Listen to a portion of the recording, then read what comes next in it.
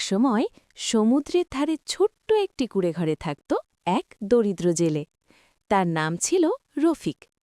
রফিক খুবই গরিব হলেও তার মনটা ছিল সোনার মতো খাঁটি। সে প্রতিদিন ভোরে জাল কাঁধে নিয়ে সমুদ্রে যেত মাছ ধরতে। যা পেত তাই দিয়ে কোনো রকমে দিন চলত তার ও তার বৃদ্ধ মায়ের। একদিন ভোরে সমুদ্র ছিল অদ্ভুতভাবে শান্ত। আকাশে সোনালি রোদ, বাতাসে নোনা গন্ধ।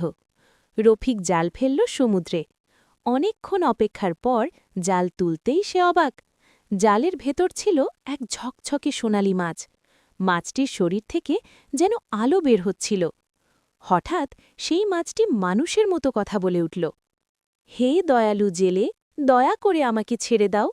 আমি সাধারণ মাছ নই। আমাকে মুক্ত করলে তোমার একটি ইচ্ছা পূরণ করব। রফিক অবাক হলেও ভয় পেল না। সে শান্তভাবে বলল, আমার কিছুই চাই না, তুমি স্বাধীনভাবে সমুদ্রে ফিরে যাও। এই কথা শুনে সোনালি মাছ খুশিতে চকচক করে উঠল। তুমি সত্যিই খুব ভালো মানুষ, প্রয়োজনে আমাকে ডাকবে। এই বলে মাছটি পানিতে লাফ দিয়ে মিলিয়ে গেল। রফিক খালি হাতে বাড়ি ফিরল। তার মা সব শুনে বললেন, বাবা, তুমি ভালো কাজ করেছ।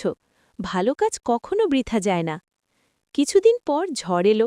সমুদ্র উত্তাল হয়ে উঠল। রফিক আর মাছ ধরতে পারল না। ঘরে খাবার ফুরিয়ে গেল। মায়ের ওষুধও কেনার টাকা নেই। রফিক খুব চিন্তায় পড়ে গেল। হঠাৎ তার মনে পড়ল সোনালি মাছের কথা। সে সমুদ্রের ধারে গিয়ে ডাকল, হে সোনালি মাছ, আমি কিছু চাইতে আসিনি লোভে, কেবল মায়ের জন্য সাহায্য চাই। সমুদ্রের ঢেউ কেটে উঠে এলো সেই সোনালি মাছ। বলো রফিক, কি চাও?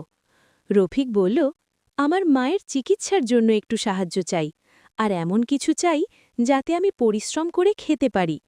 সোনালি মাছ হাসল, হালকা আলো ছড়িয়ে বলল, তোমার সততার পুরস্কার তুমি পাবে।